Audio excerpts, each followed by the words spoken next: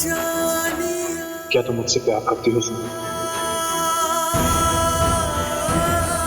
आप ही बता दीजिए अंशुमन जी, आपको क्या लगता है?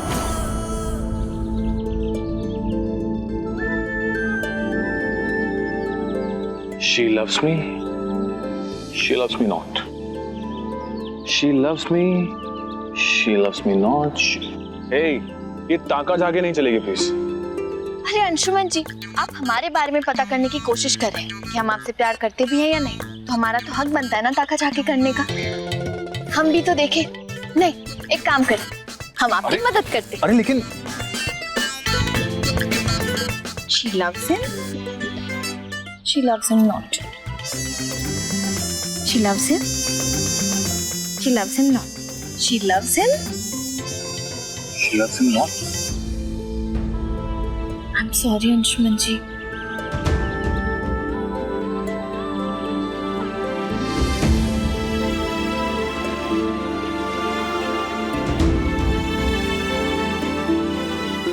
हाँ, she loves him.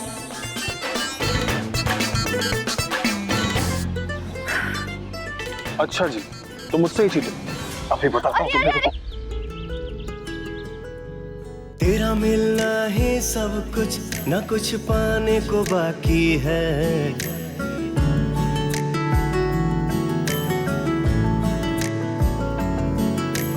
तेरा मिलना ही सब कुछ, न कुछ पाने को बाकी है।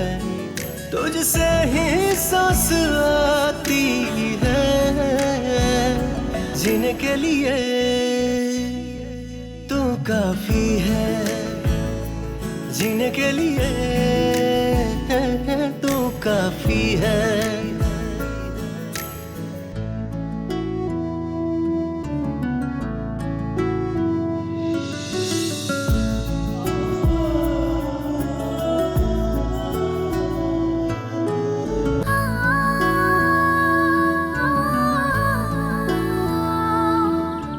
मैं जानता था कि मेरी सुमन मुझसे बहुत प्यार करती है।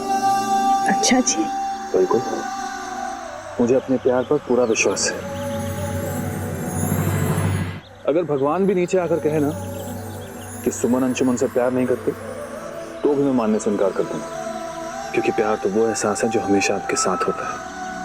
और मेरी फीलिंग्स मुझे ये कहती हैं कि मेरी सुमन मुझसे बहुत प्यार करती है, और तुम्हारा अंशुमन अपनी सुमन से। ताना दर्द, ताना दर्द, ताना दर्द, ताना दर्द।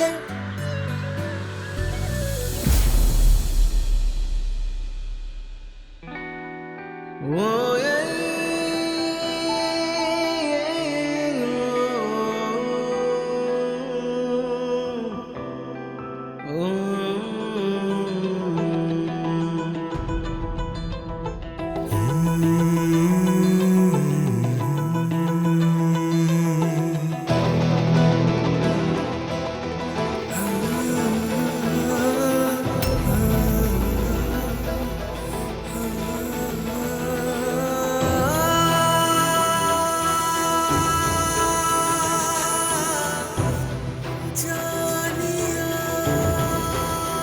तुम जितना मुझसे दूर जाने की कोशिश करती हो, किस्मत हमें उतना ही पास लाती है सुमन।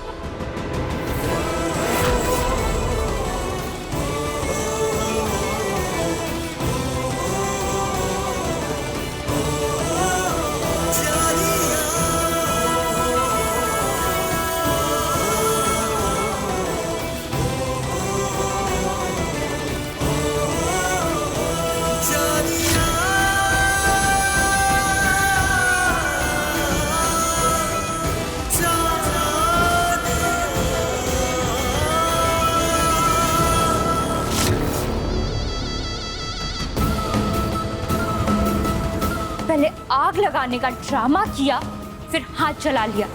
अब क्या पूरे घर में आग लगानी होगी इन दोनों को अलग करने के लिए?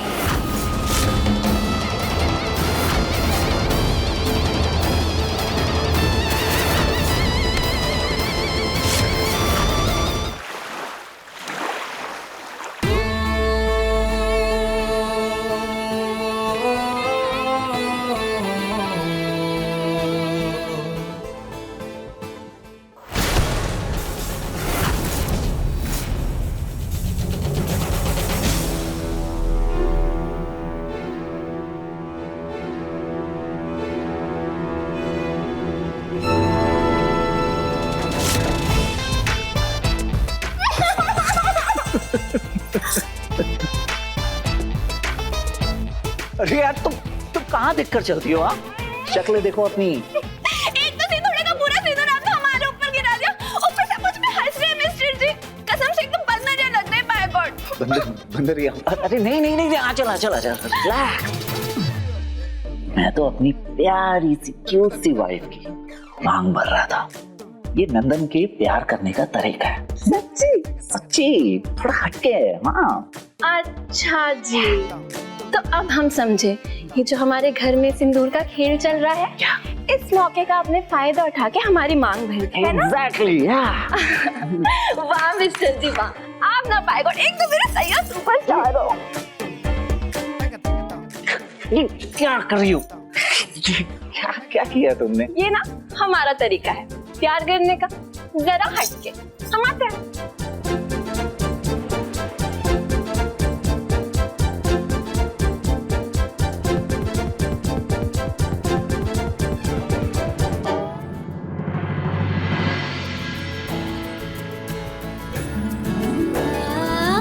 केतारी भैया जी आप जल्दी से साफ सफाई कर लीजिए, फिर किचन में हमें आपकी मदद चाहिए होगी। ठीक है जी।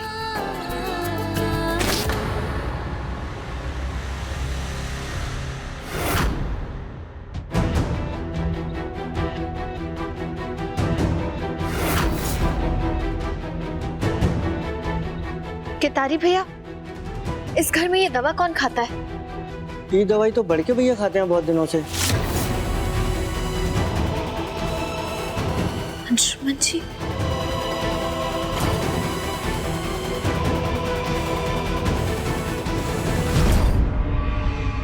अरे भाई इस घर में कोई है या नहीं? नाना जी मेरा बच्चा सुखी रहो बेटा।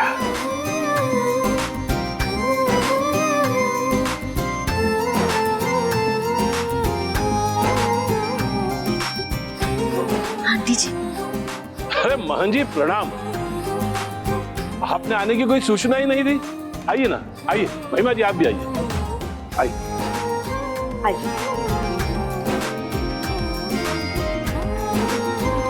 आप लोग सब आराम से बैठिए, हम अभी चाय नाश्ते का प्रबंध करते हैं। केतारी भैया हमें आपकी मदद चाहिए जी। हम अभी आते हैं। महन जी आप महिमा जी को कैसे जानते हैं? दरअसल महिमा जी आई थी हमारे पास सुमन का रिश्ता लेके, अपने बेटे राजीव के लिए।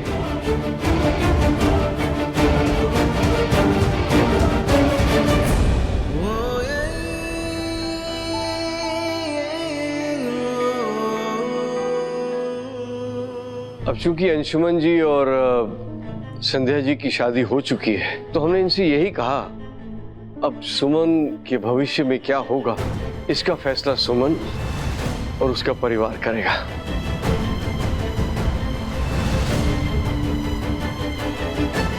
और राय बहादुर परिवार ही अब सुमन का परिवार है।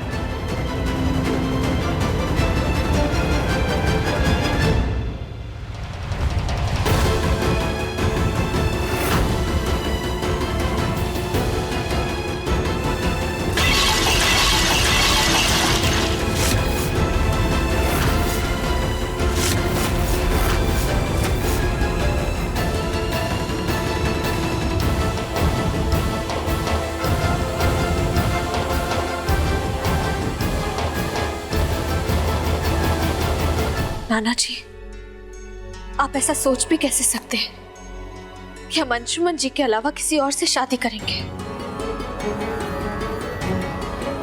हम अपनी बच्ची को अच्छे से पहचानते हैं बेटा, इसीलिए हम महिमा जी की दुविधा दूर करने के लिए ही इन्हें अपने साथ लेकर आए हैं।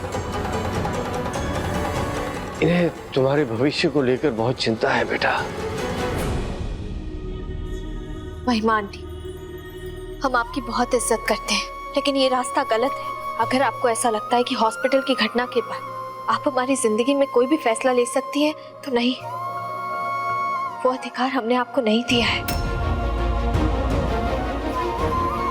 और कल ही हम आपके घर सब क्लियर करके आए हैं।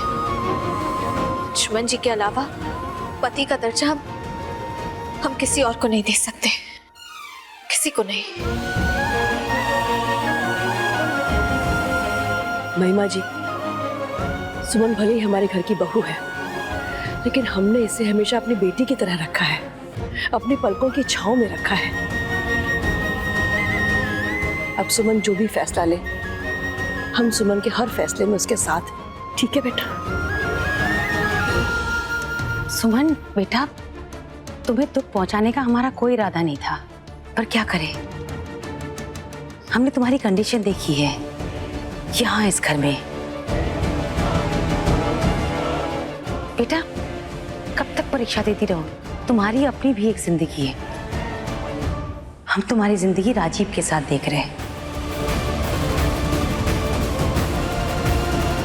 अब अंशुमन या फिर इस घर के लोग माने या ना माने, पर समाज के नजर में अंशुमन की पत्नी संध्या ही है, तुम नहीं।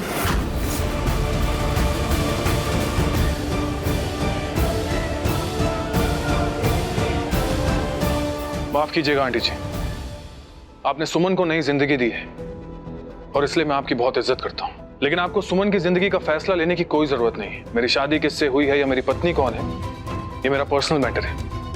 आपको इन सब में पढ़ने की कोई जरूरत नहीं है, आपके लिए ये अच्छा रहेगा। महंत जी, समझाइए इसे। सुमन आपकी नातिन है और एक गार्जियन होने के नाते आपको उसकी जिंदगी में हस्तक्षेप करना चाहिए, ताकि उसकी भी जिंदगी आगे बढ़ सके। और फिर पिछले 1 साल में हमारा भी सुमन के साथ ऐसा रिश्ता बन ही चुका है कि हम उसे तिल तिल घुटकर जीते नहीं देख सकते। महिमा जी ठीक ही तो कह रही हैं। नमस्ते जी, नमस्ते। अरे ये लड़की इस घर में कब तक रहती रहेगी ऐसे बड़के बउआ का पत्नी बनके? वो भी तब जब बड़के बउआ का पहले से ही एक पत्नी है, हैं? संध्या। और महन जी, आप ना एक काम कीजिए, आप ना महिमा जी का बेटे का रिश्ता स्वीकार कर लीजिए अपनी नातिन के लिए। आपकी नातिन इतनी तो संस्कारी होगी ना कि आपके दिए बात को नकारेगी नहीं। बहुत हुआ आंटी जी, आप क्या सुमन पर अपने एहसानों का हक जता रही हैं? सुमन कोमा में थी, आपने उसका ख्याल रखा, इसका मतलब सिर्फ आप ही को उसकी फिक्र है और किसी को नहीं। माफ कीजिएगा, लेकिन आप यहां से जा सकती हैं और यहां पर लौटकर वापस मत आइएगा। कहते हुए अच्छा तो नहीं लग रहा है, लेकिन अगर सुमन पर किए गए एहसानों की कोई कीमत है तो बता दीजिएगा। हम सुमन के लिए कोई भी कीमत चुकाने के लिए तैयार हैं।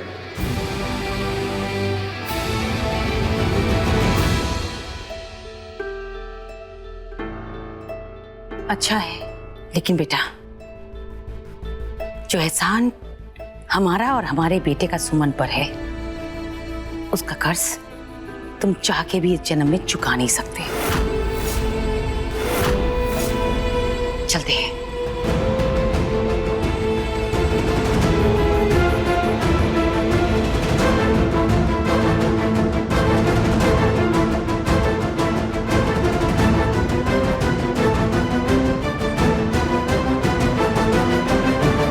सुमन, जो भी तुम्हारा फैसला होगा, हम तुम्हारे हर फैसले में तुम्हारे साथ हैं।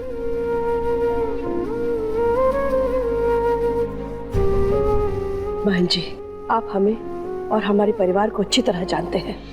आप निश्चिंत रहिए, सुमन जो भी फैसला लेगी, हम सभी उसके पीछे खड़े हैं। आप बिल्कुल चिंता मत करिएगा।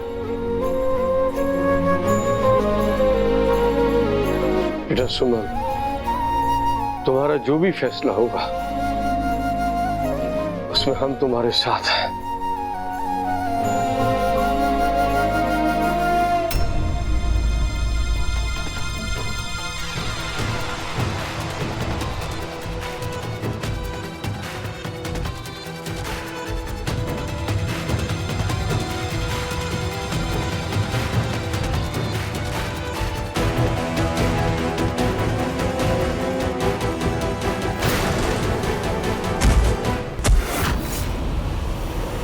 भड़के बुआ, अंशुमन जी। अंशुमन बेटा, अंशुमन भैया जी,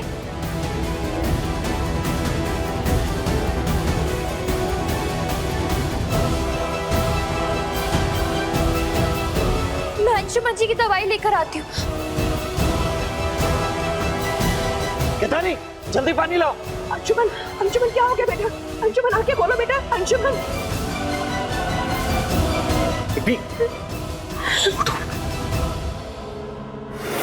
अंशुमन बेटा होश में आओ, क्या हो गया? अंशुमन उठो।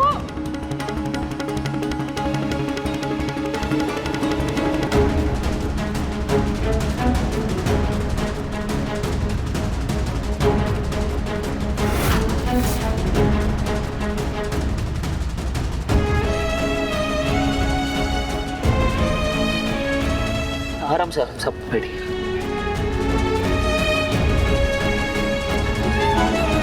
अंशुमन जी, आपकी दवाई।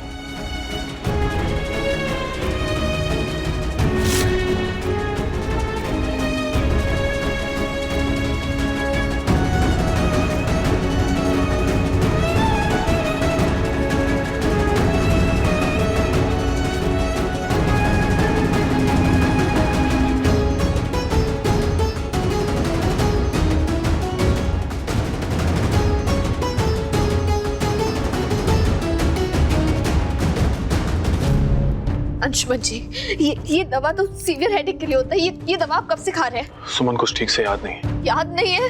ये संध्या, मेरा सर दबाने की जरूरत नहीं, मैं ठीक हूँ। अंशुमन बेटा, तुमने बताया भी नहीं कि तुम ये दवा ले रहे हो। अंशुमन जी, आप ये सारी बातें छोड़िए, हम बस इतना बताइए दवा आप कब से खा रहे हैं? बताइए ना अंशुमन जी। 6 महीने से तो मैं देख रहा हूँ बड़के भैया कोई दवाई खाते हुए।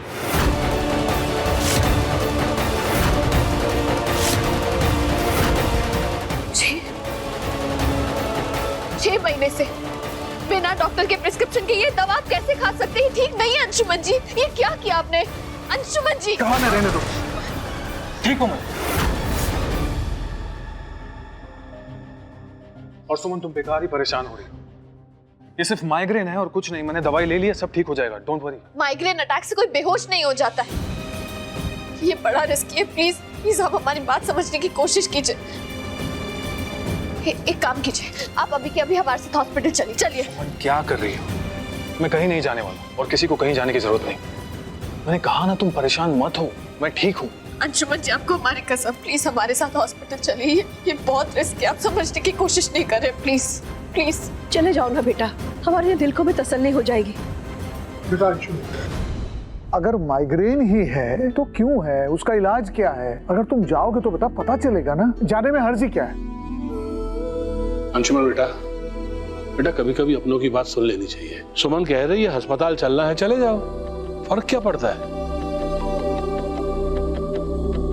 अच्छा ठीक है, चलते हैं। चलिए।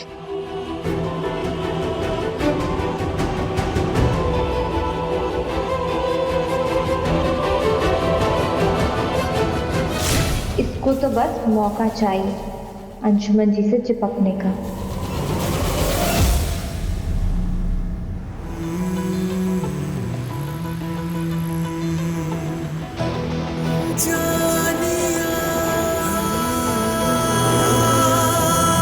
सुमन, तुम गुस्से में और भी प्यारी लगती हो। कुछ कहा आपने? कुछ नहीं। अच्छा सुमन, एक बात बताओ, तुमने कभी मामी जी से ये शब्द सुना है, अधकपारी? माइग्रेन को कहते हैं अधकपारी। अंशुमन जी, आप बात को घुमाइए मत। ये माइग्रेन नहीं है, हमें बहुत डर लग रहा है, लेकिन आप इतने लापरवाह कब से हो गए? आपको डॉक्टर से कंसल्ट कर लेना चाहिए था, लेकिन पता नहीं आपको क्या हो गया। जिससे मेरी सांसों की डोर बंधी थी, जब वही मेरे पास नहीं थी तो मेरा कुछ करने का मन ही नहीं करता था, इसलिए ऐसा हो गया। सच कहूं तो मैं जीना ही नहीं चाहता था। प्लीज अंशुमन जी, आज के बाद कभी ऐसा मत कहिएगा, प्लीज।